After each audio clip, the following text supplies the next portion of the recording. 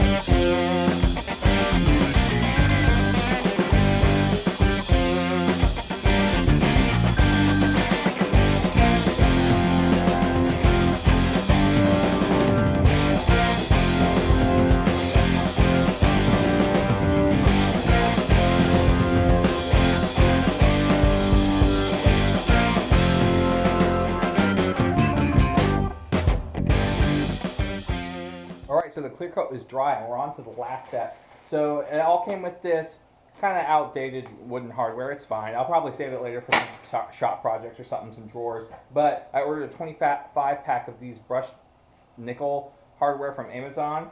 So we are going to use our hardware template to drill 2 new holes. It came with 2 different size screws, longer. These are the shorter screws, but the shorter screws are still too long. So every single screw, bolt, we're going to cut down shorter with these wire cutters to every single one. We're going to get this hardware installed, we're going to get these installed, and make the wife happy.